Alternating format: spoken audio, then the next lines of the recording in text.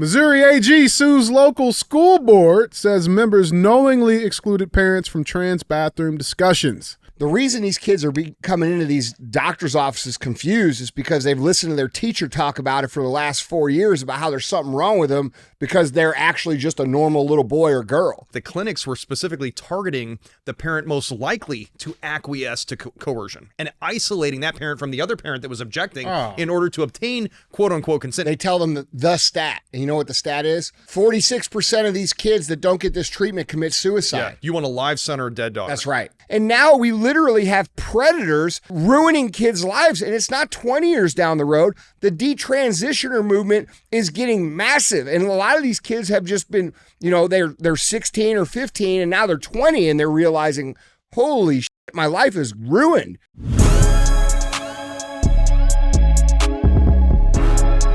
What is up, guys? It's Andy Frisella, and this is the show for the realists. Say goodbye to the lies, the fakeness, and delusions of modern society, and welcome to mother freaking reality. Yeah, you like that one, don't you? Hey, today we have a very special show. We have Andy and DJ Cruise the mother freaking internet. That's right. We can't say the F word anymore. Yeah. Well, because YouTube, we can, but YouTube doesn't like it. Yeah, we've had people in the comments. We should address that real quick. What do they say? They're like, man, you guys are already you guys are censoring yourself. Oh, we're censoring ourselves? Really? Is there another show on the motherfucking planet that says the shit that we say? Really? It's called having a joke, bro. If you don't like it, don't listen. Unsubscribe. Go listen to someone. Go listen to someone else telling more truth. Well, listen, the thing is, we need this message to get out, guys. So if we gotta, bleep a couple of F words so the show can get out. Yeah. It's a sacrifice. Well, you're free to go listen to anybody you want that's telling the truth. But I'm pretty sure there's nobody else. So I'll see you tomorrow, bitch. How about that? All right. So this is called Cruise the Internet. This is where we put topics up on the screen. That's what CTI stands for, Cruise the Internet. We're going to put up some current event topics. We're going to talk about them. We're going to speculate on what's true, on what's not true. And then we're going to talk about how we, the people, can be solutions to these problems going on in the world. All right. Other times we have Q&AF. Q&AF is where you get to submit questions and we answer them on the show. You can submit your questions one of a couple different ways. Guys, the first way is you can email those questions into askandy@andyfrisella.com. Or you can go on YouTube and on the Q&AF episodes, you could drop your question in the comment section. We'll pick some from there as well. Other times we have Real Talk. Real Talk is just 5 to 20 minutes of me giving you some real talk. Sometimes we have full length. That's where someone comes in and we just have like a regular podcast, pretty much what you're used to seeing. I know I said we were going to stop that, but I lied. And then we also have 75 Hard Verses, all right? 75 Hard Verses is where we bring people on who have completed 75 Hard and changed their entire lives. And we talk about how they were before, how they are now, and what differences it's made in their life and how it can help you as well. If you're unfamiliar with 75 Hard, I don't know where you've been because it's the most popular mental transformation program that's ever existed in human history. And you can get it for free at episode 208 in the audio feed, okay? 75 Hard is the initial phase of the Live Hard program, which is designed for you to win the war with yourself. It's designed for you to build the essential traits of what it takes to be successful, which are things like discipline, mental toughness, confidence, self-belief, grit, fortitude, perseverance, and basically the ability to follow the plan. Because let's be real, the problem isn't that you don't know what to do. The problem is that you can't do it. And that's what this program addresses. And it's free. So episode 208, audio feed, there's a book on my website, 75 Hard. You don't have to buy it. You can get it for free on the podcast here. So for all this stuff that we give you, we have this thing we call the fee. The fee is basically, if you like the show, please share it. As we just discussed, we get censored everywhere we talk, everywhere we go. And we rely on you guys to get the message out. So please pay the fee. Don't be a hoe. Share the show. All right. So as I mentioned, we have a very special CTI today. Today, we have one of the key figures in what's going on in the world right now, especially when it comes to free speech, especially when it comes to big tech, government collusion, and censorship. Missouri's own Attorney General, Mr. Andrew Bailey. What's going on, brother? Hey, man. Thanks for having me on. Yeah, it's amazing to have you here. Appreciate the opportunity. Appreciate you guys spreading the word. Yeah. Well, you're doing amazing work, and we figured you're right here in Missouri, so it'd be a good stop for you to come in and talk about, I think, the most important issue that's going on in the world right now, because if we lose the free speech here, everywhere is over. right? Yeah, that's right. It's Orwellian what's going on right now. For sure. I think George Orwell on his most creative day couldn't have contrived the vast censorship enterprise that is permeating big tech today. And it's not permeating big tech organically to big tech. It's at the demand of the federal government. Right. From the very top levels of the White House across a spectrum of bureaucratic agencies. Thank you all for covering this and for continuing to cover this. This is the most important First Amendment suit in this nation's history. And that's exactly what the Fifth Circuit Court of Appeals most recently said. And let's put that in context for just a minute. In 1789, the second president of the United States, John Adams, and the Federalists passed a bill through Congress, the Alien and Sedition Act, designed to imprison anyone that questioned the president's foreign policy. That was bad. But the Fifth Circuit says what's going on here is worse. There is no enabling legislation. The people's elected representatives had no say in this vast censorship enterprise, and everyone who uses big tech has suffered. Anyone who was deprived of information is now a victim of the censorship campaign from the federal government. That's crazy, dude. Were you, because I mean, I think that's the biggest key, right? Like, people didn't understand, like they think that it's protected, it's okay for these big tech platforms to do this on their own. If it was on their own, okay, cool. That's their argument, right? That's the argument. It's a private business. But that's not the case. Like that, and it's no, that is the case, but that's not what's happening. Right. Like, and like it's been discovered that, like, no, like, our own federal government and actors inside of our own government are controlling these different figures at all of these platforms. Exactly. To silence, to censor, and to prop the narrative however they see fit. And, like, it's dangerous. Yeah, and this isn't just the three of us talking about this and imagining this is happening. We have evidence. Mm-hmm. I mean, a lawsuit that my predecessor, Eric Schmidt, launched that we pushed forward and continued with, we've scratched the surface. Preliminary discovery to go get a preliminary injunction against the federal government to protect our First Amendment rights. 20,000 pages of documents, numerous depositions. We put that evidence on in court on May 26th when we filed our motion for preliminary injunction. And the court believed the evidence. And that's why we were able to get that preliminary injunction on the 4th of July in celebration of this nation's independence. Now, the DOJ is incensed by this. They want to be able to silence any voice in opposition to the government. Didn't they file the appeal? Like, isn't that a red flag right there, right? Like, they're committed to the vast censorship enterprise. Man. So then we went up to the Fifth Circuit Court of Appeals. We won there as well. At the end of the day, we're headed for the highest court in the land, United States Supreme Court. I think 100 years from now, kids in constitutional law class and law school will crack open the con law book, and we'll be reading the case of Missouri v. Biden and think about the fight for freedom we made at this space, at this time, in this state. I think we're in a different, I actually agree with that. I think what's happening right now in society, both in the political realm and the cultural realm, is legitimately one of the most pivotal and historic times that this country will face. And I know people say that, right? They say it every election cycle. And, they said that in the 90s, they said it in the 80s, they said it in the 70s. But I actually think right now is really that way. And if we don't bring awareness to what's actually happening, because they've done a really good job at keeping everyone sort of ignorant to the level of what's actually happening, right? They have, like you were saying, DJ, they have convinced people of this opinion that, hey, that's a private company. They can do whatever they want. But they've left out the truth, which is that we have 3-letter agencies and government officials literally calling and sending emails and threatening and saying, hey, this person needs to be deplatformed. These people need to be censored. This is what needs to happen. And that's what's been happening since, I actually think it's, and you would probably know better than me, but I think this has been going on for a very long time. And I think where people really started to raise their eyebrows was during the 2020 situation with COVID and the censorship. And I think people started to pay attention like, oh, this is not right. Yeah. Because I remember in 2015, I made a critical post on Facebook about Hillary Clinton. As you should. Yeah. And Hillary, and I got destroyed by like 10,000 comments in like 5 minutes. Yeah. And I was like, how? Because at the time I didn't have a following like I have now. I was like, how did this happen? And what I found out was that these were actually just all fake accounts that that organization, that social media platform owned.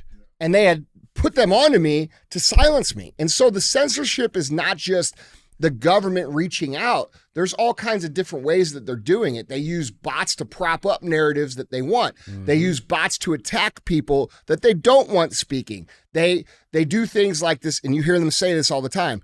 It's freedom of speech, but not freedom of reach. Okay, so they think that they're justified to cut your traffic if they don't agree with what you're saying, which is the same as any other form of censorship. You know, are we getting that far when we are suing these people with that?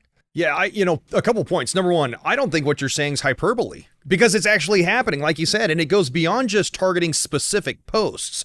The example that you gave, which I think is really salient, is that and this is what the Fifth Circuit Court of Appeals found as well. Again, this is in a judicial opinion. This isn't just Andrew Bailey positing this. This has been proven in court. The terms of service on these big tech platforms, the algorithms were manipulated at the demand of the federal government. So when you had that attack from the big tech bots, essentially, that's because the algorithm was changed to satisfy federal officials' demands in order to discredit a narrative that they disagree with. That's insane, dude. That's also censorship. Yeah. I would also point out that, and I think you guys established this point at the onset here, the harm is ongoing. It's not like, okay, this one post was taken down or there's this period in time and we're past it now. That's not true at all. Yeah. Because individuals are now self-censoring to avoid the vast censorship enterprise. How many people don't want to talk about Donald Trump, don't want to talk about election integrity, don't want to talk about COVID because they're afraid that big tech's going to deplatform, de-emphasize, or they will be attacked? Well, they do that. That's real stuff. Like people are giving DJ and I saying, "Oh, you're censoring." No, they have things in the first 30 seconds of YouTube where if you say a curse word, they automatically turn your page to yellow and you get no traffic on the episode. So you guys that criticize us, you should ask yourself, would you like the message to be out there or would you like it not to be out there? Because you only get 3 strikes. Yeah. And then you're off the platform. Yeah. Yeah. You know, if you cuss within the first 7, like it's insane Bro, stuff, or man. it's the same thing though. It's what Andrew's saying. If you talk about COVID, if you talk about election, if you talk about any of these things that are controversial, Trump, right? We get clicked into yellow or put an age restriction Immediately. Yes. Immediately. Every single time. And by the way, whenever they asked us to come on the platform, they guaranteed us that would never happen. Because we were just an audio show for many, many years. We had a huge audio show, and we've just started on YouTube. And they told us, "Oh, we're getting away from that. We're not moving in that direction anymore. You're going to be safe on this platform." And to be completely honest, it's not been that way. No. Yeah. In fact, it's getting been the increasingly opposite. worse, too. Yeah. Yeah. Well, I think that, if I may, I think the censorship enterprise is actually counterproductive. People don't trust the government, don't trust the information if they think they're only getting one side. The whole purpose behind the First Amendment right to free speech is just to guarantee a free, fair, and open marketplace of ideas where those ideas can compete and we can invite dissenting voices and come to the conclusion of what is and isn't truthful based on our debate, not based on government censorship. The government censorship is counterproductive to their ultimate aim. Now, it's harming us in the short term. Yeah. But in the long term, it's counterproductive. Fewer people trust what the government's saying. Fewer people trust what they're hearing and seeing for the very reason that we know we're being censored. It's like a spiral that they're not even aware they're in. Yeah. You know, it's like, okay, well, they don't trust us, so we got to make sure they don't hear this other stuff, so we censor this stuff, then they don't trust us some more, so then they censor more, and it just continues to feed the beast, right? Well, that's the thing, because I don't think the trust is coming back for a long time. No. There's going to be a hard time for our government to regain the trust of its citizens. And the thing, and well, one, I mean, there's things that's helping improve that, like the work that you're doing, like the work that Eric Schmidt's doing. But the thing is, it's like, what happened to us just being able to be in a room, have disagreements, have open dialogues, and say, if there was a dumb idea that came up, okay, cool, yeah, bro, that's just a dumb idea. Like, no, stop, right? But that's not the world we're living in. What we're living in now, and that's what we talk about on the show all the time, is these people think that they have the birthright to have the authority over what we can say, what we should think, what we should buy, who we should support, what we should believe. And they genuinely believe that they have that power over us, and I believe their days are coming. I mean, Didn't we have a revolution to get away from that? I mean, wasn't the Yes. whole point of the United States of America was to end authoritarianism? Yeah. And yet we're slouching towards authoritarianism. And here's the problem I've got. We used to elevate the rules of the game above the players and the outcomes. And yet the left has jettisoned that approach. The rule of law doesn't matter anymore. The Constitution apparently doesn't matter to Joe Biden anymore. I mean, he's the one that's directing the vast censorship enterprise. We know that it's grown so fast, they had to develop a new bureaucratic structure to manage it. It is time we build a wall of separation between tech and state to protect our First Amendment rights. The first brick of that wall was laid on July 4th when we got that preliminary injunction. And we're going to keep fighting to build that wall as we move into an election cycle. It's more important now, more than ever. Yeah. You're a big believer of states' rights. Absolutely. So, and I am too. So is there a solution here to where like you and the guys here in Missouri could create a situation where they have to have an open algorithm here for the users in Missouri? Yeah. Is that something that like you see happening where it starts to go state by state, or is it Texas and Florida have enacted that exact legislation? Really? And it's challenged right now. Yeah, I mean, and I think the root of the problem, I think, again, Senator Eric Schmidt very quickly pointed out accurately pointed out the root of the problem. It's Section 230 of the Communications Decency Act. It's been misinterpreted by the courts and misapplied.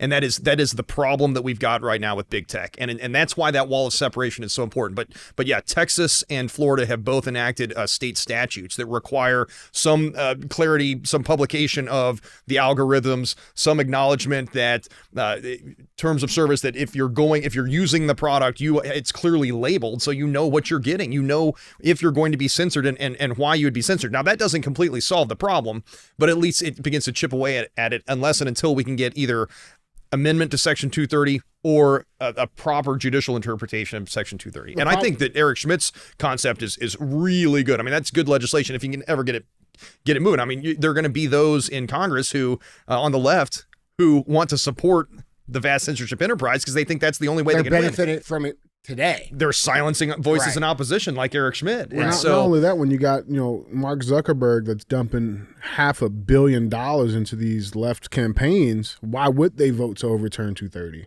Yeah. You know what I'm saying? He's keeping them elected. That's a great point. Yeah, like, why would he do that? It's a cash cow for the monopoly, but also for the politicians to support them. They understand that if they protect him, that he's going to dump money in them. It's just recycling our money. Right. It's insane. Yeah. I did want to point out a couple of things too, though, before we get into the show. Andrew, can you? So your background, right? You're a veteran, born and raised here in Missouri. Grew up here in Missouri, yeah, Columbia, Missouri. Yeah. So can we talk a little bit about that? Because I got some good pictures of you, man. I would pull a couple of these up here, man. Oh, there you are. Yeah, that'd be Kuwait in 2005. Man, was it hot over there? It was warm. Yeah. It was yeah. Now you were in look at that the tank battalion, right? That is super cool, dude. Yeah, armored cavalry, the last heavy armored cavalry regiment in the United States Army. Wow.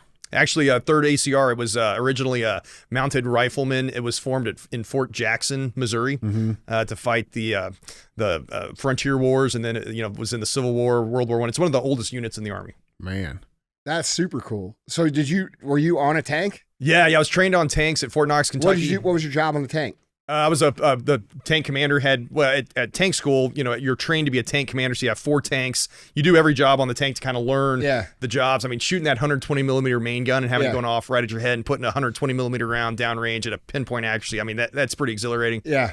Got to my unit and I was assigned as a scout platoon leader, so I had 6 Bradley fighting vehicles and 30 soldiers, usually 2 platoons of Iraqis. The Bradley is designed as an armored personnel carrier. It's got a 25 millimeter chain gun, holds up to 6 dismounts in the back. I spent equal amount of time in the turret and on the ground, setting up traffic control points, doing cordon and search operations, and training Iraqi police and soldiers. That's badass. That is badass. That's badass, man. Bro, I got an APC. I got a VF 432. When can I come check this out? Yeah, let's go. Yeah. We do some right YouTube home, content. man. Yeah, that's what I'm saying. Teach us how to drive it. Yeah, that's what I'm saying. 'Cause we have no idea. Yeah, for real, man. We should do something. That'd be fun. I'm in, man. Yeah, all right, cool.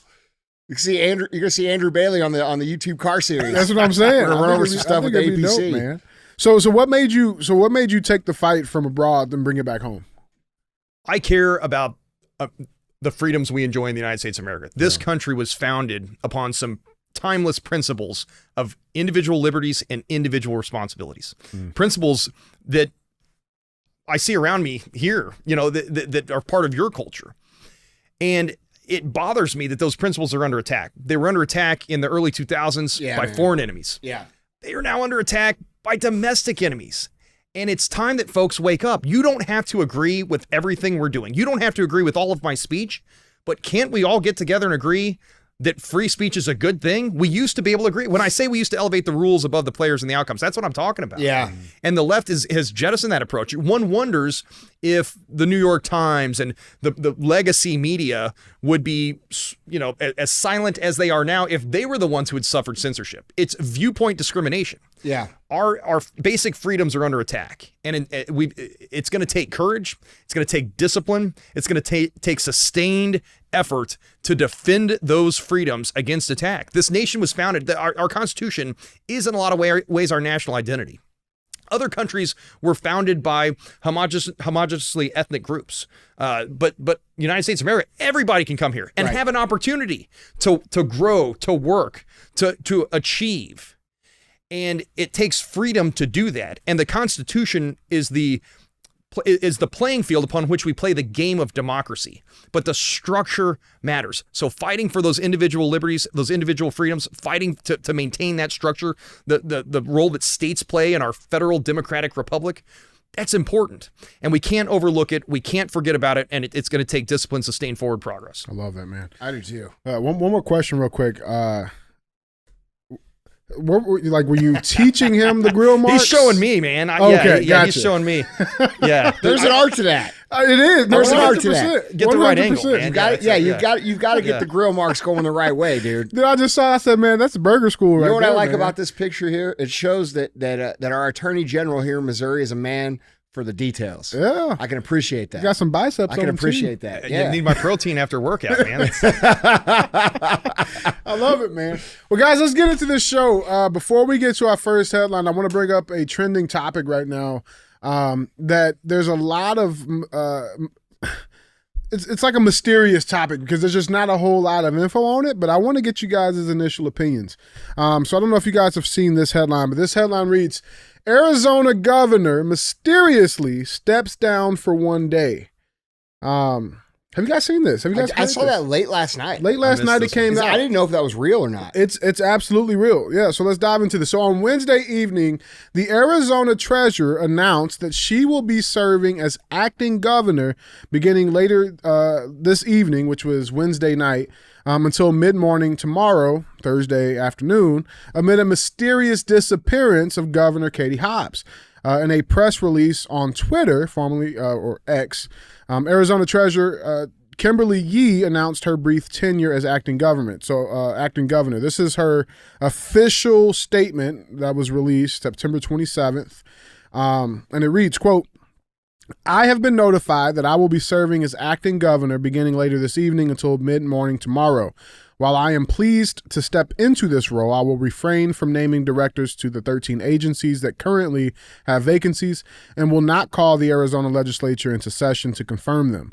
That being said, I do hope when the governor returns to Arizona, she will promptly name qualified directors to these important state agencies and remove the legal uncertainty that exists for all of the regulatory actions taken by the agencies. I expect to see a swift resolution to this matter so we can get back to getting the work done for Arizona taxpayers." It is just very, very weird, right? And like, even the line of succession in the Arizona's constitution was not followed here. Like, they skipped over two people. Arizona, unlike many states, they do not have a lieutenant governor. But the power should have went to the Secretary of State. If it wouldn't have went there, it would have went to the Attorney General, then the state treasurer. It's just weird. And here's the thing. Did they say what the deal was? Yeah. So Yee, she refrained to comment. Hobbs did not comment. Nobody's talking about it. All we have to go off of. So is she back in now? I've yet to see anything to confirm that. It is super weird, and leave it to listen. Well, did they finally arrest her for stealing an election? Listen, listen, we're loyal. That to would the be foil amazing. Here. All right, we're loyal to the foil, but I don't know, man. Have you seen anything like this? I've never seen anything like that. And I think it undermines the rule of law. Like you said, the order of succession as prescribed in the Arizona Constitution was not followed. No. But there's also a transparency problem. You know, when Right. if something that major is going to happen, it's up to the governor and the other officials in state government to explain what's happening and why it's happening. And I think that level of silence on something that important is bad for our democratic republic. I agree, dude. Like it's a complete violation of what this country's about. You know, we're supposed to be electing people who are acting in our interest, who are sharing the truth with us, who are saying, hey, these are the things we're dealing with. This is reality. This is what's going on. And things like this just further dilute the trust that we have in the entire system. I think you made a really good point here when you talk about diluting the rule of law, because we consistently see this, right? Like, especially with all the Soros nominated prosecutors and supported prosecutors all through the country. You know, it's almost like if you're part of their, it's not almost like that. It has gotten to this point. If you're part of their team, the rule is not applicable. And if you're not on their team, the rule is applicable to a harsh extent. You get the whole book. Yeah, dude. Yeah. And it's really scary, man, for what's happening. And I personally am very grateful to live in Missouri because of this. No one benefits from the Yeah. elimination of the rule of law. No one. Look at what happened in the city of St. Louis when we had a Soros-backed prosecutor who was unlawfully refusing to enforce law. 542 businesses left downtown St. Louis. Yeah. 96% of crimes reported, she wouldn't charge.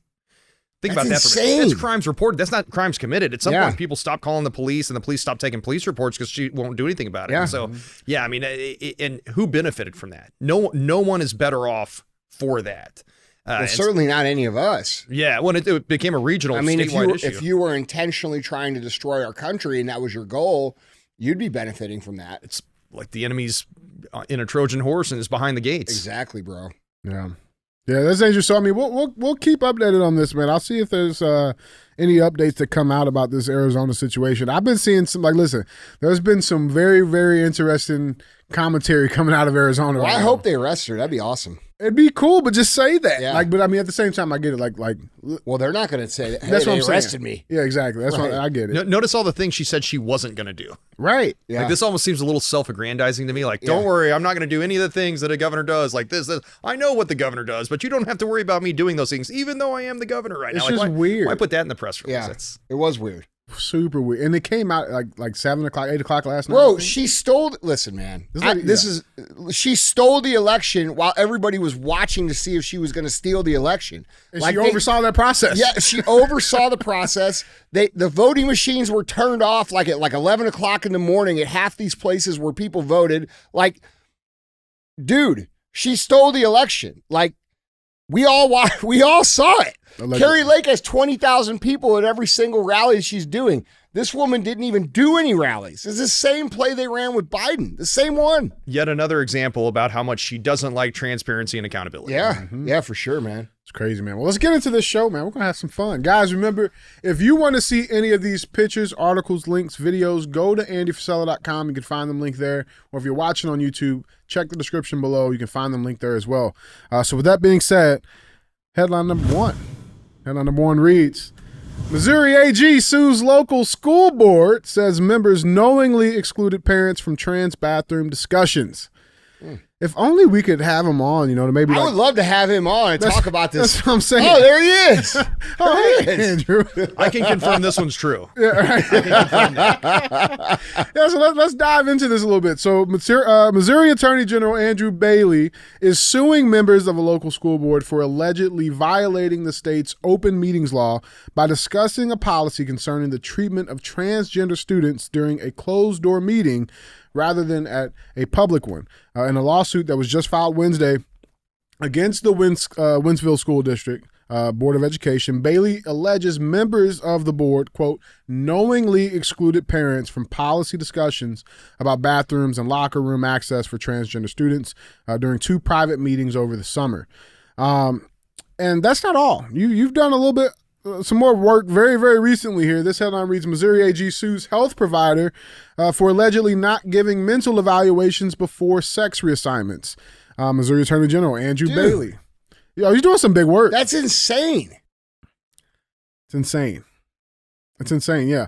So Missouri Attorney General Andrew Bailey filed a lawsuit against a healthcare company last week after it provided puberty blockers and cross-sex hormones to minors without a mental health assessment, as required by state law before sex reassignments were banned. On August 28th, Missouri's Save Adolescents from Experimentation, or the SAFE Act, was implemented as law in the state. After the law was passed, Bailey's office sent a letter to providers across Missouri warning them to stop providing experimental treatment on treatment immediately. Now, here's the thing, man. I like you. I like you a lot. You're doing some awesome work. So I was like, I just like to see what they have to say about somebody who's doing the good work, right? And I found one article, okay? And I don't know if I'm sure you've seen it. I don't know, but this is what they have to say about the man that's bringing the fight to him. This headline reads, Missouri's unelected AG has taken aggressive steps to expand power. Has he gone too far? That's what they got to say. That's it. Has he gone too far because he doesn't want parents to be left in the dark about decisions being made about boys being in the bathroom with their young girls or vice versa? You're so irresponsible. What is wrong with you? Yeah, this is so crazy. I don't think he's gone far enough. I Dude. say keep going. Yeah, well, I'll never apologize for fighting to protect parental rights, to know what's going on in their kids' schools and to have a voice in that process, or to protect kids from dangerous and experimental drugs and procedures when the providers were not providing adequate mental health services pursuant to the evidence that we have in front of us. And so this is a scourge upon our nation and our state. We're fighting to protect kids. And, if I'm the bad guy for that, that's fine. Yeah, sometimes it's good to be the bad guy. So You know on what I these mean? mental health things, you're saying that, these kids were walking into these healthcare facilities, right? And without any screening, just like, I'm a boy, I want to be a girl. Boom, done. Here you go. I think a lot of the evidence we have is it's even worse than that these kids come in with gender dysphoria. I mean, these are young, impressionable children, still children, going through tough times in their lives. The hormones are flowing, right? I mean, we all remember that time in our life. There's a lot of peer pressure. Yeah. Society has changed. It's a lot more intense now than it was. So these young boys and girls come into these clinics and are deprived mental health services, deprived psychology, psychiatry, even a mental health assessment. Even a talk. Like, Yeah. hey, what's going on? How about we talk through this? Yeah. And instead they're being pushed powerful, dangerous drugs that have zero FDA approvals for treatment of gender dysphoria and ultimately referred for irreversible surgery. So imagine if you've got a 10, 11, 12, 13-year-old daughter who's going through a tough time and says, well, I think I might want to be a boy, is administered these pills, gets the surgery, and 20 years later wants to have a child themselves and can't. Their life is That's forever. happening every day, brother. It has happened every day. Yeah. These are victims of a system. We're fighting back against that system. Yeah, this is ridiculous. This whole transgender children stuff that's been happening for the last 4 or 5 years. It personally, it's disgusting to me. Okay, like we're removing these. The reason these kids are coming into these doctors' offices confused is because they've listened to their teacher talk about it for the last 4 years about how there's something wrong with them because they're actually just a normal little boy or girl. Like, that's going to confuse a little kid. And the fact that we have grown adults who we are supposed to trust to teach our children basic skills of how to operate in life and be effective in life, and are instead teaching them their own personal gender ideology, opinions, Or fetishes. Right. It is a fetish. Okay. And they're pushing this shit on these kids instead of educating them. That's a problem in itself. And then we have a problem on top of it where people are so afraid to even stand up and point or say anything because these people have been vicious for the last 10 years in attacking, accompanied with the big tech censorship, accompanied with the big tech supported attacks and the propping up of these narratives, to where people don't even want to say anything about it. And now we literally have predators ruining kids' lives. And it's not 20 years down the road. The detransitioner movement is getting massive. And a lot of these kids have just been, they're 16 or 15 and now they're 20 and they're realizing, holy shit, my life is ruined. And bro, I'm with you, dude. I can't stand around as a grown adult man and not call it what it is. Like, it's psychological manipulation. It is predatory. It is lifelong damaging, and it's completely wrong, and it should be criminal, in my opinion. Well, that's my question. Pop quiz here. So I'm a parent, and I don't homeschool my children. But if I don't send my kids to school, I get charged with what? Truancy, right? Yeah. There's a crime for that. If, I let my kids throw a house party and, they're 16, 17 years old and there's alcohol involved, the cops come, I'm going to get in trouble for that, right? There's countless of things that are put into our criminal law, our law-abiding citizens must follow when it comes to protecting kids. Is there a path to hold parents accountable who are sending their kids to these facilities who, because in my opinion, the parents are just as sick as anybody else, right? Like if you think it's okay to take your own child into one of these facilities and remove the genitalia or give them pills that's going to make them sterile, right? Like is there a legal path to hold parents accountable who are, offering their kids up to these type of treatments? Yeah, I mean, I think if you look at Chapter 211's definition of abuse and neglect, that's it. But let me say this too. The evidence that we have that is in a lot of these clinics, what's going on is the parents are confused too, and the parents are like, I don't know, because this is a new thing for this generation, and so the parents will take their young children to these clinics. And put yourself in the parents' shoes, and all of a sudden they're told the stat, right? They tell them the stat, and you know what the stat is? 46% of these kids that don't get this treatment commit suicide. Yeah, you want a live son or a dead dog. That's right. And then all of a sudden, the parents are sitting there saying, that's what they say. These are medical experts. I don't know what to do. Yeah. And I would also point out that at least some of the evidence we have is that the clinics were specifically targeting the parent most likely to acquiesce to coercion and isolating that parent from the other parent that was objecting in order to obtain quote unquote consent. Now that doesn't meet the legal definition of consent. That's coercion under duress. But yeah, I mean, this is an enormous problem. And to your point, some of the evidence we have in the Wentzville school board issue is not only that they unlawfully closed the meeting to adopt a transgender bathroom policy, but that the policy itself was intended to avoid having to tell parents when their children chose to use a bathroom of the opposite gender. So we have layer upon layer of... At what point did the education system become okay with like them, like we have Biden coming up and Karine Jean-Pierre coming up and saying, those are our children. They're not the parents' children.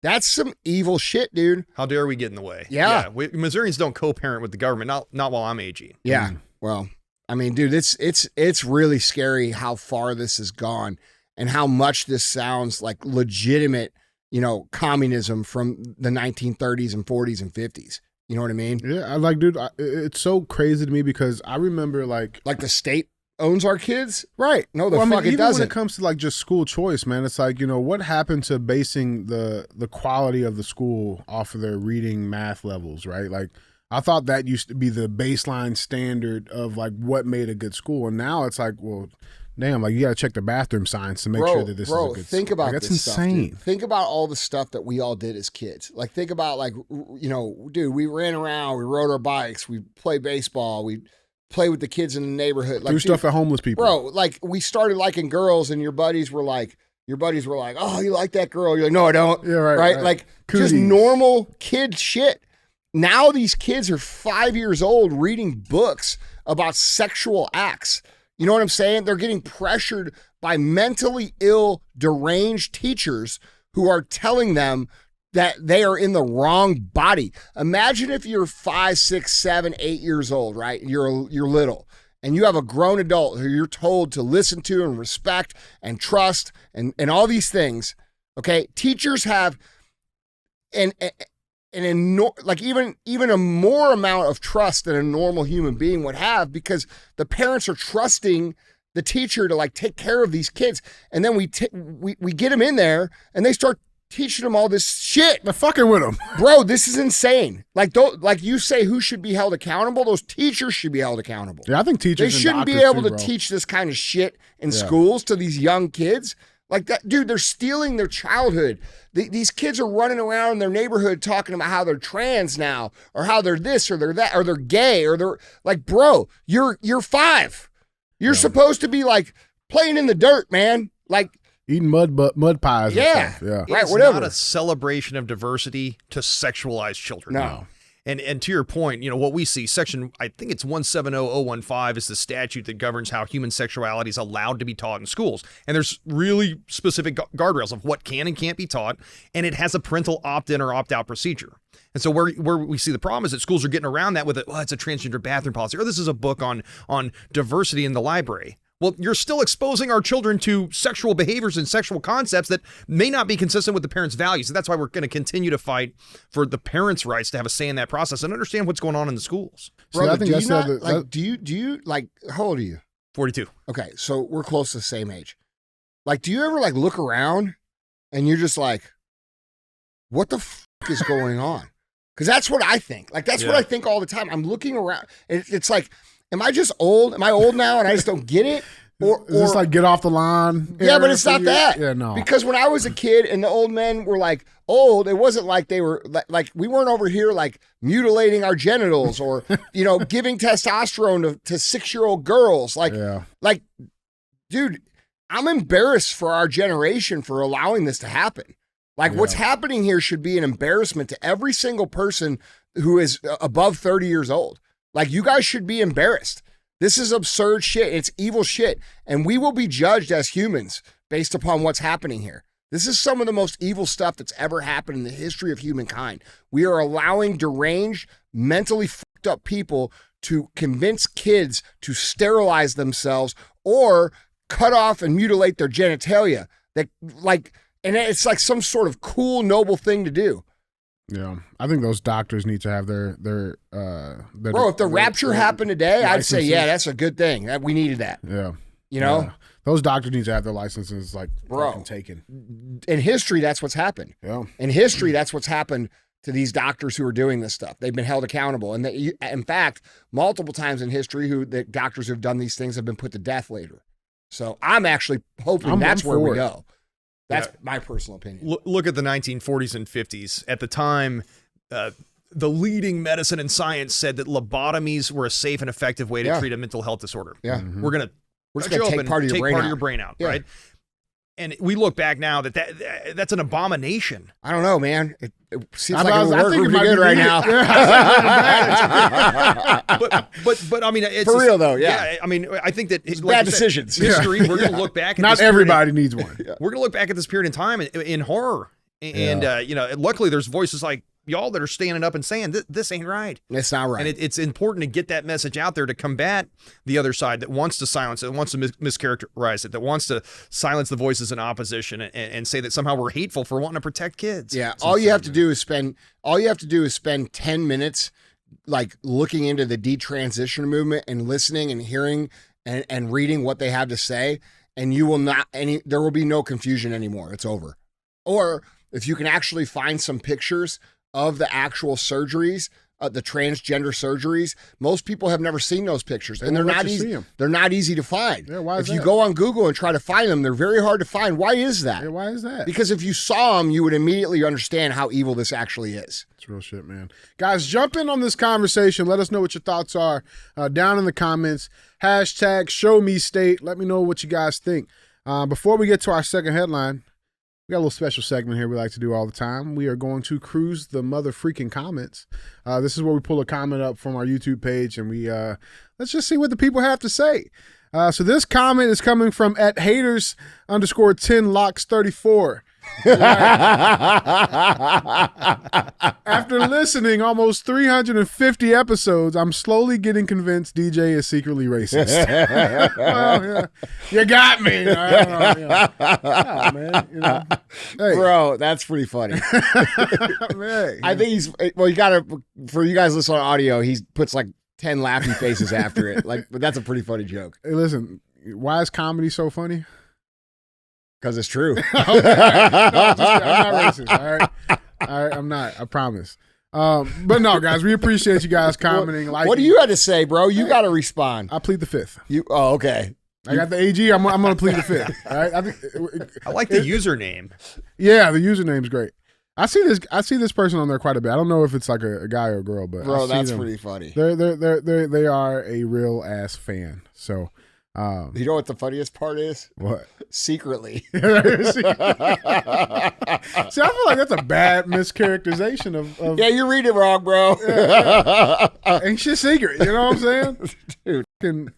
I hate black people. My God, dude. No, that's so funny. Just kidding. I promise. But yeah, guys, keep liking, keep commenting, keep supporting us, keep being real ass fans. So let's get right back into it. We got headline number 2. Secretly. Headline number 2 reads, second Republican debate. Here's the biggest winner and the biggest loser. So we had round 2 of the GOP debates. This is a Fox News article. So let's dive into it now. I shall advise everybody, this is an opinion article, but we got some pretty cool stuff about this. So article reads, expectations are everything in life, and they certainly were key to the outcome of the second Republican debate held at the Reagan Library in Simi Valley, California. The winner of the evening was Governor Ron DeSantis, for whom expectations were low. The audience was reminded of his achievements and why the Florida governor is running second in the GOP primary polls. Nikki Haley, from whom much was expected, failed to live up to her performance in the first debate, but held her own. Vivek Ramaswamy was not as annoying as in the first debate, but he has yet to show he is ready to be president. South According Carolina, to whom? Who's writing? It's just an opinion. It's an opinion Okay. piece. Yeah. So this is Liz Peek. Okay, well, cool. So nobody. Yeah. So nobody's opinion. Got it. Yeah. All right. But she says that South Carolina Senator Tim Scott was more combative as expected, but probably did move the needle on his changes. As for everybody else, with respect, it is time for Mike Pence, Chris Christie, and Put Doug, them to sleep. yeah, to drop out the race. You lived a good life. Yeah, that's it. Yeah, time to sit down. Now, here's the interesting thing. So I like Daily Mail. I'm not sure if you guys are familiar with their. We put them on here all the time. It's a great source. They ran their own poll for who they thought won the second round of the GOP debates. It's a very, very interesting winner. So this headline reads, Donald Trump. That's what I was going to say. Yeah, declared winner of second Republican debate in Daily Mail poll, even though he stayed away. He wasn't even there. So this is their poll. Has Donald Trump at 27%, with Vivek at 26%, DeSantis at 17%, and Haley Pence tied for 6%. Goes down and down. I don't think that they are doing themselves a service when they are constantly just bringing him up. Like, that's not helping. It's not helping. Trump? Yeah. Well, I mean, look, dude, they're trying to compete against Trump. Sometimes when you're competing, you got to talk about your competition. But here's the truth. You're only talking about your competition. Yes. Donald Trump is a branding expert. He is actual, literal branding genius. You guys can hate him all you want. The guy's super smart. He's more strategic than anybody that's out there by a lot. He knows exactly what he's doing by not participating in the debate, and he's creating a vacuum for when he does decide to participate in what he's doing. So I could see exactly what moves he's making, very clear. But these people, I tried to watch some of the debate, and I caught some of it, and Vivek did well. Real talk, like, I like Vivek. You got a lot of people who are saying, oh, he's a plant, or he's this, or he's that. I've not seen any proof of that. I've seen, he sat right here where Andrew has, given me an honest conversation. We've stayed in touch. He treats me good. He seems to, maybe he's made some mistakes in his past life. I don't know, bro. I'm not perfect either, so I don't judge because I'm not perfect. But here's what I'll say. He was the only candidate up there, the only single one, including Donald Trump, who actually went on public television in front of the whole country and said that transgenderism in children is a mental disorder that is propagated by the teachers. The exact conversation that we just had that we all agree with. He's the only one. When Donald Trump was asked the same question, Donald Trump balked at it. Donald Trump, who was it? Megyn Kelly? Yep. Asked him. And he was like, well, bro, listen, I know you guys down there at Mar-a-Lago listen to the show. He's got to come out and say what Vivek's saying. He's got to. Yeah, because that's the thing. People are sick of the crazy shit. And I don't think Vivek can win this time. I don't think it's possible. I think it's 100% Trump. But in reality, dude, there's some talking points that he's missing that would drive everybody over the edge that I think he's still hesitating on because of the pushback that he received during his 4 years in president. Yeah. What's your take on these candidates here? That were in the debate. When Donald Trump's not on the stage, the other candidates just remind us how much they're not Donald Trump. That's right. and that's why Donald Trump benefits from these other people getting up and debating issues. At the end of the day, He made America great again. There is tangible, I'm all about productivity and accountability. Mm-hmm. And it is hard to deny. You may disagree with what he's saying or how he's saying it or how he behaves, but you cannot deny that things were better when Donald Trump was the president of the United States, that the economy was better, our border was secure, he was fighting violent crime in our cities. There were so many wins. The trade deals were cut. I mean, again, the foreign policy, you didn't have Russia invading Ukraine. You didn't have China threatening Taiwan. You didn't have North Korea saber rattling because he kept everybody in check. And it is hard to deny the wins. And at the end of the day, tangible productivity, tangible results, tangible wins matter. And Donald Trump delivers. Yeah, I agree 100%. And it is what it is. Listen, I'm going to tell you right now, I'm voting for Donald Trump. Real talk. You guys can be mad at me all you want. You can say whatever you want. I don't give a shit. Because of exactly what you just said. I'm a results-driven human being, all right? You guys that don't like him, you don't like his tweets. I don't like half the shit he says either, but I'm going to be real. I like the way that my finances look. I like the way that I could go to dinner without feeling like I'm going to get robbed. I like the way that, like, people were getting along.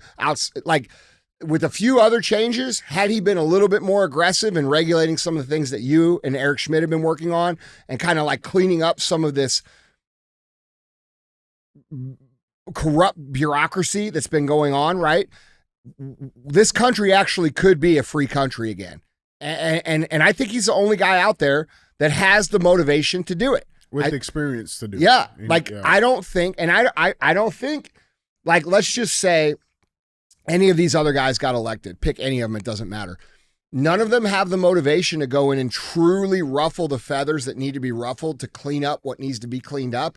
This man has been persecuted. This man has been punished. This man has been dragged through the mud over and over and over again. And by the way, he's been exonerated on all of those things, like the things where they talk about the Russia collusion that was made up. Okay, we could go down the list. Now they're using a weaponized DOJ to persecute this guy because of his political positioning, which is literally the behavior of actual dictators and tyrants over the history of humankind. And so if we are able to get him back in, I really think, honestly, it's the only chance we have to even have the United States of America ever be the United States of America again. And I think it's going to take more than just him. It's going to take someone behind him and someone behind him. And so, like, maybe some of these guys can be behind him. I doubt it because it's probably going to be me. Let's be real. All right. Sorry to bust a spoiler. Dude, did you guys see Chris Christie's Chris Christie's going on a diet. Bro, did you Bro, your motherfucker's got a 70-inch waist, dude. Dude, how do you walk around like that, bro? Did you see his Donald Duck comment? He looks like Donald Duck. Bro, he's built like Donald Duck. Have you seen it? I haven't seen it. Let's watch this real quick. We need law and order back in our suburbs. People are threatened there. We need it in our rural areas. People feel threatened there. And we need it in Washington, D.C. also. And Donald Trump should be here to answer for that, but he's not. And I want to look at that camera right now and tell you, Donald, I know you're watching. You can't help yourself. I know you're watching, okay? And you're not here tonight. Not because of polls and not because of your indictments. You're not here tonight because you're afraid of being on the stage and defending your record. You're ducking these things. And let me tell you what's going to happen. You keep doing that, no one up here is going to call you Donald Trump anymore. We're going to call you Donald Duck. Oh, bro! Yeah. From a guy that how long did he practice that? Bro, no shit. And from a guy that legitimately looks like Humpty Dumpty. Bro. Okay, let me be real. I used to be 350 pounds, so I have no problem making fun of you if you're big like this. Same. That statement would be taken seriously if that guy was like taking care of himself and was presenting himself and lived a healthy lifestyle and looked a certain way. That comment would have came off a completely different way. So you guys that give me shit when I tell you, and this is off the topic, Andrew, but I tell these guys all the time, I'm like, look, your physical fitness matters to people's perception of you. And this is a perfect example. Nobody takes Chris Christie seriously no matter what he thinks because he looks like fucking Humpty Dumpty. It's the truth. It's fair, man. Yeah. It's Well, fair. I would say, too, it's not believable. Like to say Donald Trump's scared of debating. How many times has that guy gone on CNN? These aren't friendly environments. Yeah, and he goes he on crushes town halls, them. he crushes it. Yeah. I mean, he's winning hearts and minds. He's reinforcing the message, and he's doing it in such a way that, you know, he's going up against competitive adversaries. So I just don't believe what Governor Christie's saying there. I think it falls flat. I think it looks really contrived. Yeah, that's real. Dude, this guy, he's a clown. Joke's not funny. Listen, guys, you know we're real good at jokes over here. Well, I mean, that's debatable. Some of us are good at jokes. Other of us have a long way to go. Listen, we know a thing or two, all right? But I thought that was the most shocking thing. Pence also tries to do a joke. I don't know if you guys saw his. Mike Pence. He made a sex joke. Now, who wants to hear a 115-year-old man make a sex joke? Well, I mean, I think we should. nobody. Well, let's go do it anyway. Here is Mike Pence. Oh, man, here we go. But I want to answer the question as well, Dana, that you just asked Doug Burr. Because by way of full disclosure, Chris, you mentioned the president's situation. My wife isn't a member of the teachers union, but I got to admit I've been sleeping with a teacher for 38 years. And for full disclosure. Bro, what? Ouch. Bro, He doesn't even think it's funny. No, what people do you have on your team, man? Like, you know, that's some young intern being like, Mike, listen, they don't like you, all right? You're not funny. You got to be more funny. So I wrote you this joke. And Mike says like this. I'm not saying that. He's like, look, you want to win? The polls say it. Just like they say wear a blue fucking suit and a red tie, bro. Like, holy shit. You know, I've been sleeping with a teacher. Does authenticity still matter?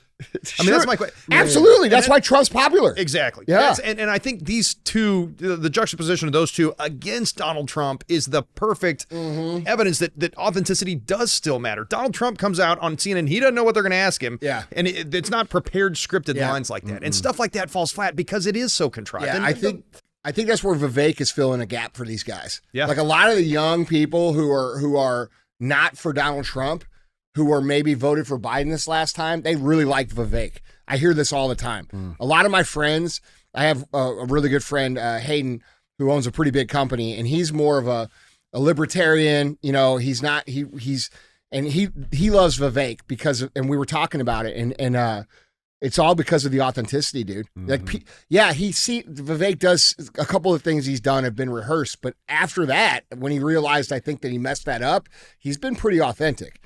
You know, I think authenticity is what matters the most. we want real. Yeah. I mean, I think the public wants real. I think we inherently want to know that something's real, and this kind of polished, scripted politician. Yeah. It's like you want to be a politician more than you want to be a leader. Yeah, That's problematic. Yeah. That's right, man.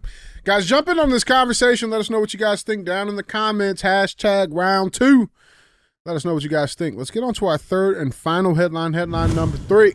Headline number 3 reads, First Biden impeachment inquiry hearings commences Thursday morning.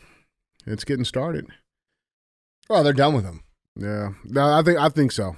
I think so. It appears there's still a little bit of fight in there, but let's dive through this. Check this out. So let's just get through the facts of what's going on right now. So fast facts. This is from Fox News. House Republicans will hold the first impeachment inquiry hearing into President Biden on Thursday at 10 a.m. Eastern Time. According to the Office of House Oversight Committee Chairman James Comer, out of Kentucky, the hearing, quote, will examine the value of an impeachment inquiry and will present all evidence to date uncovered by the committee in its investigation into the Biden family finances. The witnesses who will testify at the hearing include Bruce Dubinsky, a forensic accountant with decades of experience in financial investigations and consulting, and who the committee says has testified in over 80 trials, including trials that involved financial fraud. Former Assistant Attorney General. Can I just say the U.S. Department of Justice Tax Division, those people know how to party. Do they? If you want a good time, that's where you go, the DOJ Tax Division.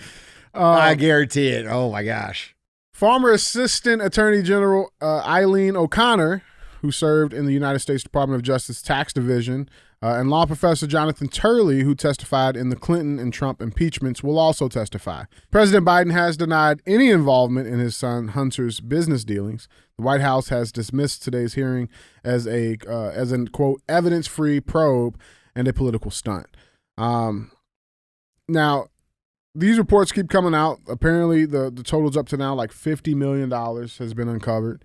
and traced back. One of the wires that was sent from China was actually like directly addressed to Biden's home residence, right? All of these things are still coming out. But here's what I think I found hilarious. Let's check in with CNN. We know how those guys are doing over there. Of course, they're rolling out their fact checks. Fact check House Republicans' first hearing in Biden impeachment inquiry. So they listed out, they only have 3 of them so far, but let's just dive through their fact checks, maybe see if we can pull any BS out of it. So the first one is Republicans have presented no evidence Biden himself received foreign money. And the fact check they're saying is the $20 million figure is roughly accurate for Joe Biden's family and associates, according to the bank records subpoenaed by the committee. But the phrase the Bidens and their associates obscures the fact that there is no public evidence to date that President Joe Biden himself received any of this money.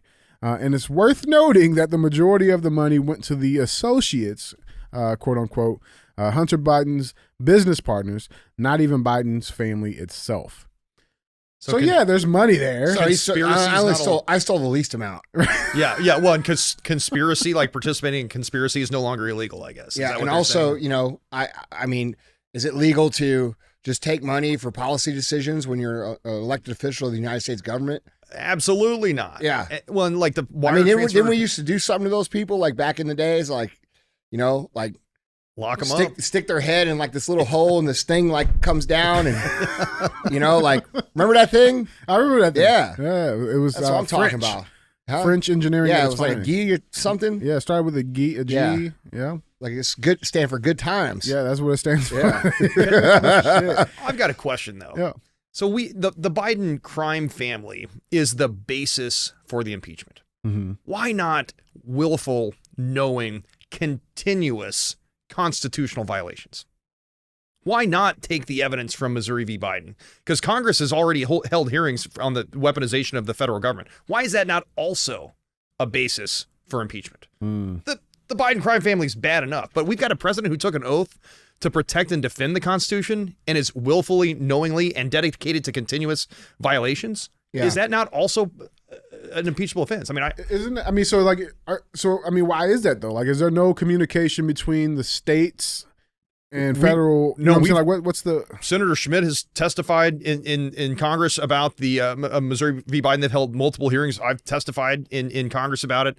Representative Jordan has certainly uncovered. So we can show you the ripple in the pond effect. Like I can show you the emails where the White House is targeting censorship on big tech, is demanding censorship on big tech. But what Congressman Jordan can show you is the big tech's response internally, that they knew that they were violating the First Amendment. They knew that they were censoring at the demand of the federal government. I mean, the evidence is now clear. It's beyond a reasonable doubt. There can no longer be any confusion. That's why you've seen the legacy media walk away from this idea that there wasn't really coercion and collusion, because we can not only show you the direct communication, but then the subsequent internal communications at big tech. I don't know. I think it's worth a conversation. I think that there's ample evidence that President Biden himself was personally involved. We can show you the email where his director of digital communication says that the demand for censorship is coming from the top, and he emphasizes very top levels at the White House. Who is that? Yeah. The big guy. Yeah. Or it could be Obama. Yeah. Well, I think it is both of them. Yeah. At what point, I talk about this all the time on the show. I talk about the border being left open. I talk about our strategic oil reserves being depleted. I talk about our gas projects and our natural energy products being canceled. I talk about the crime in the big cities. I talk about, them shipping all of our military equipment or leaving it in Afghanistan and then shipping the rest to Ukraine, leaving us over here with a problem where we don't have enough equipment. I talk about like the endless printing of money. And I talk about this money that is coming from these countries that would benefit from those actions. At what point is this considered legitimate treason towards this country? Yeah, I mean, clearly President Biden has no interest in American sovereignty. He's using the government. The government is absent where needed and present where unwanted. Mm-hmm. So he has no time to secure the southern border from an all-out invasion at this point that's making Missouri communities less safe. Fentanyl, human trafficking, cartels have taken over. He's ceded control of the southern border to the cartels. And yet Chinese spy balloon flies over the state of Missouri, lets it cross country, paws over U.S. military installations, shoots it down after it's finished its mission. And yet he's going to go after your gas stoves, the car you drive, the fossil fuels you need to heat your home and transport your kids to and from school in a time where Americans are hurting because of Bidenomics and the inflation. And so, yeah, I mean, it is deplorable. And go back to Donald Trump and accountability, productivity. Immigration law is largely unchanged from the 1980s. The same statutes are on the books because they just can't get anything through Congress. President Trump used the tools at his disposal to reduce border crossings by more than 90%. And yet Biden has abandoned those policies and border crossings are through the roof. So, yeah, it's an invasion. It is. I mean, again, one man has done more damage to this country in less than 4 years than a foreign attack likely could have in that same amount of time. So at what point, who determines if it's treason? Who determines, like, is it the people? Who determines that, you know, that man in office? Well, here's what I would really like to understand, you know, and this may be an uncomfortable topic to bring up, but, you know, our Constitution says that the citizens of this country have a duty to step in when the government is behaving exactly as these people are behaving.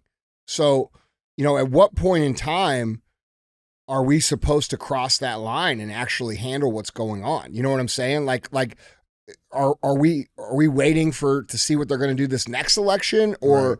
Like, I think I'm saying, like, is somebody because I feel people. I'm not the only one that feels this way, bro. No. Like, there's millions of people out there that are like, what?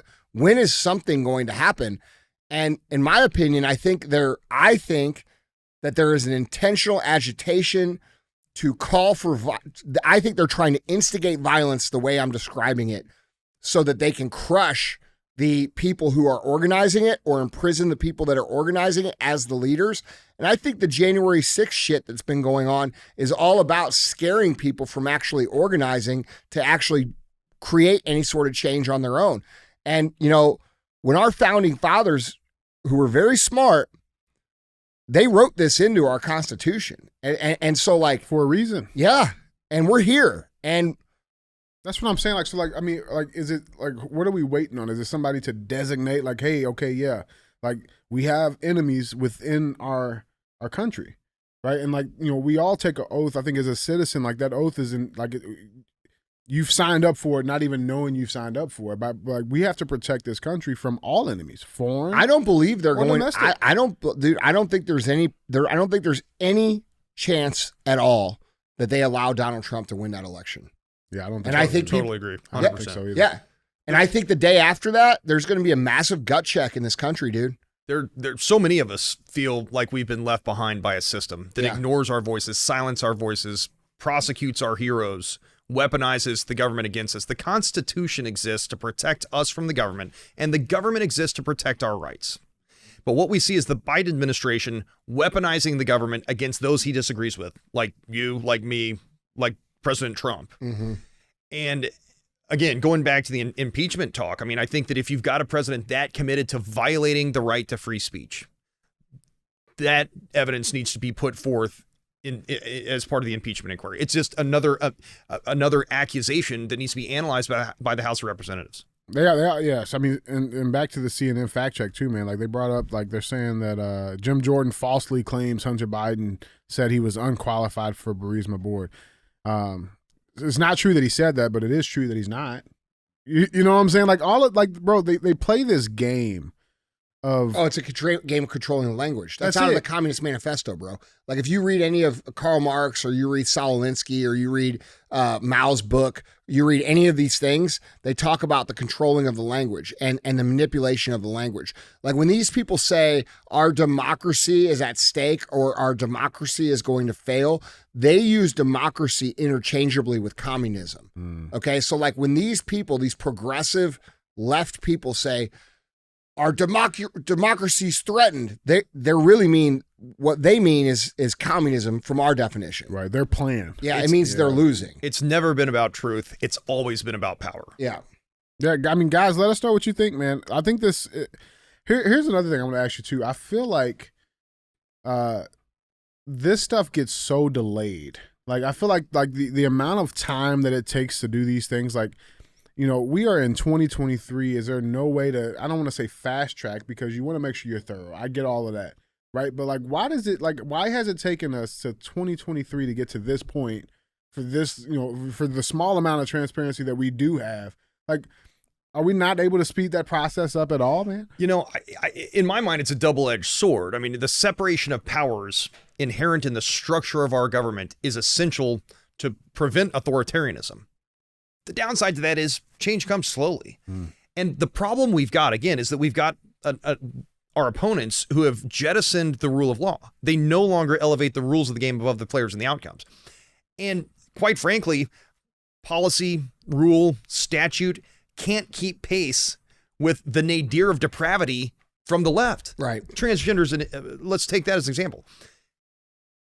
Most people didn't even know that was going on, that children were being raced towards sterilization, or that the parents were being lied to and coerced, and that the detransitioners were suffering as a result. It took time to realize that this abomination was even occurring. And then we got to get a law passed. I mean, who would have thought, if you asked my grandmother, do we need to pass a law to make sure doctors aren't sterilizing kids? She'd say, well, what are you talking about? We need a law for that? Yeah. I mean, again, the depravity of the left is so far gone that it is tough for us to keep pace from the legal perspective, the policy perspective. Yeah. Do we really think it's the left though? If we're being honest, I feel like there's a lot of people who are legitimately they lean more towards the left that are still common sense people who have been completely abandoned by this radical progressivism that really is communism. That's what we're dealing with. And I feel like a lot of you guys, because we have a lot of these guys that listen to the show now, you guys are going to have to say, okay, well, I don't believe in what these people believe anymore. This is not what I'm about. I'm not for. It's not what they believe. It isn't. It's at completely all. changed. Yeah, and to sit there and still ride that train when you understand where it's going, we're entering a phase now where you're complicit in some very evil shit. It's time to wake up, dude, and say, hey, we're not for this. Mm-hmm. That's real, man. Guys, join in on this conversation. Let us know what you guys think on this final headline. Join us in the comments. # down goes corn pop. Let us know what you guys think. So that was our third and final headline. We have our final segment of the show. As always, we have thumbs up or dumb as fuck. This is where we bring a headline up. We talk about it. Typically, it might be like a Florida dude or something, doing something crazy. We like the Florida guys. I like the Florida guys. Yeah. I mean, Florida man, good. They're just Florida man good. Yeah. Yeah. So we bring this article up and then we'll all vote on it, whether or not it gets that. So our thumbs up or dumb as fuck headline reads, someone tried to bring an emotional support alligator into the Phillies game. Definitely from Florida. The gator has a social media following? Oh, a big one too. Yeah, a big one. Yeah, so you've heard of Bark at the Park. Days celebrating cats also are a thing now across. Now lose an arm at the park. Days celebrating cats are also a thing across Major League Baseball, but there isn't a Gator Day. In a very Florida man twist, there it is. There we go. There it is. An emotional support alligator reportedly was denied entrance to Citizens Bank Park on Wednesday night, where the playoff-bound Phillies were set to take on the Pittsburgh Pirates. Wally Gator is a working emotional support alligator. This is real. Okay, he's owned by Jonestown resident Joey Henney, who can be seen holding Wally's leash in the third photo above. The reptile has a sizable following on Instagram and TikTok. Henney earlier told the Inquirer that Wally helps him battle depression and that he likes to give hugs. He said last year when Wally was spotted splashing around at Love Park last summer that the gator has never bitten anyone yet. Animals are no stranger to sports arena. Think Rally Cat. We had Rally Squirrel here in St. Louis. Yeah. Or any number of cameos by squirrels, birds, and other creatures. But at least for today, it looks like Wally will have to cheer on the Phils from home. Now, I went to MLB's website and their policy on service animals, and I found this. It says guide dog service animals or service animals in training are welcome. All other animals are prohibited.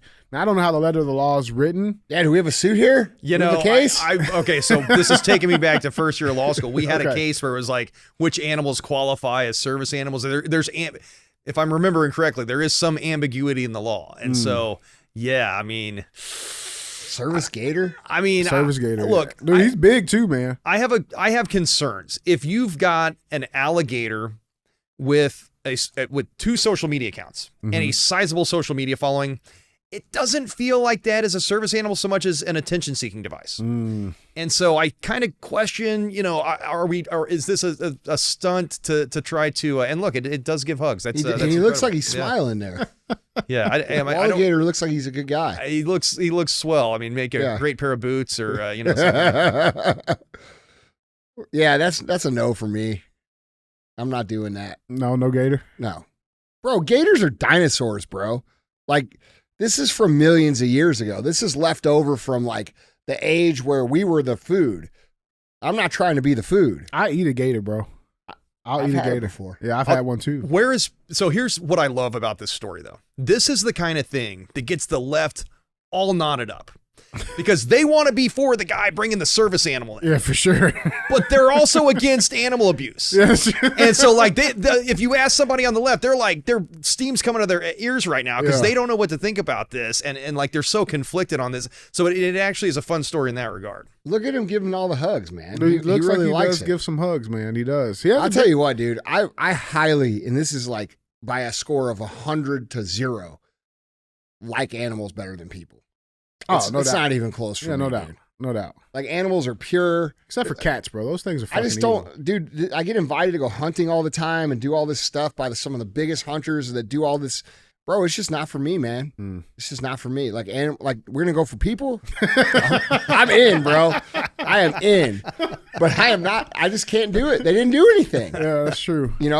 Like, it's just not. It's just See, not I feel in me, man. like, that billboard we've talked about it. Have you seen that billboard where it's like I think it was like a PETA billboard. It was like they showed all these animals, right? It's like guinea pig go all the way up to like horse. Where's the line? It's like, where do you draw the line? I'm like, yeah, right about there. We draw the line. Like, we draw the line at Keith's cat. That's what I'm saying. That's right. Yeah, like I'll eat a cat, bro. I ain't got a problem with it. Hey, seasoning? What kind of seasoning? Well, for cat, dude, I don't know. Like, I think at the little Chinese restaurant by my house, I think they use like teriyaki or some shit. So you're basically saying, well, I'll tell you this: I'm not putting any seasoning on mine. Yeah, just salt and pepper, but not too much pepper. That's Don't want it right. too spicy. That's right. That's real, man. So what are we giving this gator? Wally the gator. What we got? I think Is this thumbs up or to is me, this? I like Wally Gator, but I'm disappointed I didn't see him have a selfie with my boy Bryce Harper, bro. Yeah, Bryce Harper. I don't know. Like, I could see Bryce Harper and Wally Gator getting to hang out. I can see that. Yeah, I give it thumbs up. Thumbs up. What we got over here? Yeah, I got to give it a thumbs up. Creative, it's bold. I reject the status quo. Yeah, all right, let's reject the He's a status rebel. quo. And I love it. Let's go. I love it, man. Well, that's thumbs up. Yay, Guys. yay for Florida man. Florida man wins again. Florida man is undefeated on the show, bro. Yeah, he is. He absolutely is. Well, guys, Andrew, Andy, that's all I got. Andrew, thanks so much for being on the show. Really appreciate the work you're doing. It's very, very important. If you guys want to follow along with what he's doing, you're fairly active on Instagram. What's your Instagram handle? It's just Andrew Bailey. I think it's AG Andrew Bailey. AG Andrew Bailey. Yeah. Guys, give him a follow. Check out what he's doing. He's one of the most important men in the fight of what's going on for this country. Really appreciate you making the time to come on, brother. Thanks, guys. Appreciate you being a voice for freedom in this and rationality in this country. Thank you for everything you do. That's Thanks for having me debatable.